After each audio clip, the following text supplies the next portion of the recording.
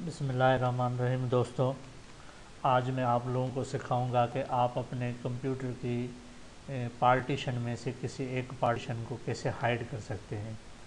जिस पार्टीशन में आपका कोई इम्पोर्टेंट डेटा हो तो आप उसको हाइड कर सकते हैं ताकि घर में और कोई बच्चे वगैरह उस डेटा को डिलीट ना कर पाएँ। तो आइए मैं आप लोगों को सिखाता हूँ, स्टार्ट करते हैं। सबसे पहले आप कंप्यूटर में विंडो 7 हो या विंडो 10 हो या विंडो 8 हो, कोई भी विंडो हो, आप उसको ओपन करें। ओपन करने के बाद आप अपने कीबोर्ड से विंडो प्लस आर की प्रेस करेंगे तो ये रन मेन्यू ओपन होगा। इस रन मेन्यू में आप लिखेंगे यहाँ पर CMD लिखने के बाद आप इंटर प्रेस करेंगे तो ये एक CMD का पेज ओपन हो जाएगा। इसमें आप यहाँ पर लिखेंगे डिस्क पार्ट। क्या लिखेंगे? Disk part, DISK, disk PART। इस चीज़ का ख्याल रखें कि इसमें कोई स्पेस ना दें और स्पेलिंग की गलती ना हो। डिस्क पार्ट लिखने के बाद एंटर प्रेस करें। यहाँ पे ऑप्शन आएगा येस आर नो, आप इसको येस कर दें। येस करने के बाद एक और विंडो ओपन होगी।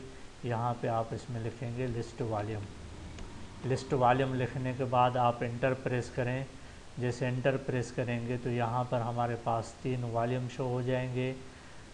एक है 0, 1 और 2। इनके सामने लेटर भी लिखे हुए हैं CDE। मिसाल के तौर पर आप यहाँ पर वॉल्यूम नंबर 2 को रिमूव करना चाहते हैं यानी हाइड करना चाहते हैं, ये किसी को नज़र ना आए, इसको कोई ओपन ना कर सके, तो यहाँ पे आप कमांड लिखेंगे सेलेक्ट वॉल्यूम और यहाँ पे नंबर देंगे 2। सेलेक्ट वॉल्यूम 2 जिसको आप हाइड करना चाहते हैं, इंटर प्रेस करें तो यहाँ पर एक मैसेज आया कि volume 2 is the selected volume. जब ये सेलेक्ट हो जाए तो यहाँ पे आप लिखें रिमूव लेटर। अब लेटर वही लिखना है जो 2 वॉल्यूम के सामने लिखा हुआ है यानी ई। रिमूव लेटर ई लिख कर आप इंटर प्रेस करेंगे और यहाँ से हम देखें कि मैं कंप्यूटर को ओपन कर रहा हूँ और यहाँ पे देखें कि CD और E यहाँ से रिमूव हो गया है। अगर आप इसको वापस लेकर आना चाहते हैं तो आप इसमें यहाँ पे लिखेंगे यही प्रोसेस है, सेम प्रोसेस है, और रिमूव लेटर की जगह आप यहाँ पे लिखेंगे असाइन लेटर E।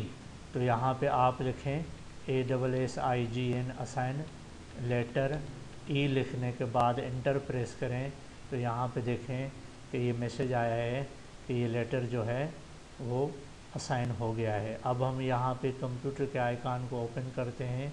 ये देखें अब हमारे पास CD और E ड्राइव भी वापस आ गया।